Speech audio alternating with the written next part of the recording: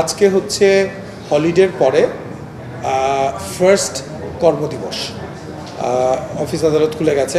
তো আমাদের আমরা চিন্তা করছিলাম যে আজকে প্রথম দিন অফিস আদালত খুলেছে, সাধারণ মানুষের রেসপন্সটা কি আগের মতোই থাকবে কিনা।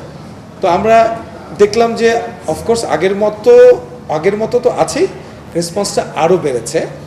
যেখানে শো সংখ্যা বেড়ে গেছে, আমাদের 21টা শো ছিল, সেখানে 26টা শো চলছে এখন, এবং সবগুলো হাউসফুল। আজকে ওয়ার্কিং ডে হওয়ার পরেও আপনার সকাল 11টার শো থেকে শুরু করে এই মুহূর্তে যদি আপনি চেক করেন প্রত্যেকটা শো হাউসফুল যাচ্ছে এবং শো সংখ্যাও অনেক বেশি।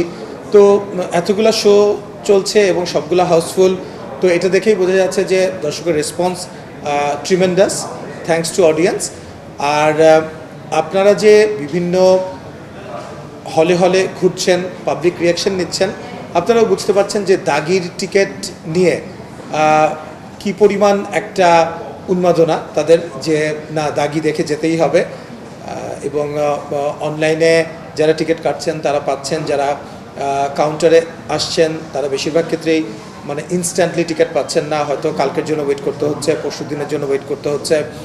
তো এইটা খুবই পজিটিভ যে সাধারণ মানুষ খুবই পছন্দ করছে ছবিটা, এবং আমরা যে ফ্যামিলি অডিয়েন্সটা টার্গেট করতে চেয়েছিলাম সেই ফ্যামিলি অডিয়েন্সটা আসলে দর্শকরা ছবিটা নিয়ে ফেলেছে। এবং ওয়ার্ড অফ মাউথেই দর্শক, আপনারা দেখতে পাচ্ছেন যে প্রচুর পরিমাণে দর্শকের আনাগোনা প্রত্যেকটা আউটলেটে। একজন দেখে তার ভালো লাগলে তার বন্ধুবান্ধবদের, আত্মীয় স্বজনদের এবং পরিবারকে বলছে, পরিবার নিয়ে এসে ছবিটা দেখছে।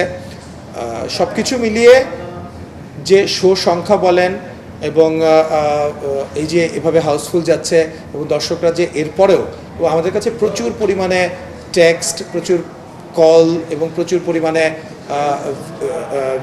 রেকর্ডিংস, ভিডিও আসছে যে আমাদেরকে এটা দেখার সুযোগ করে দেওয়া হোক।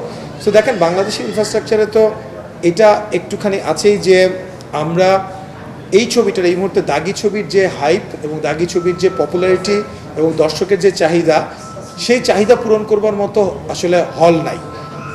সেটা তো একটা বাস্তবতা, সেই বাস্তবতা নিয়ে আমরা আগাচ্ছি, যে কারণেই হয়তো এটা লং লাস্ট করবে এবং কনসিস্টেন্টলি ছবিটা টিকে যাবে বলে আমরা আশা করছি।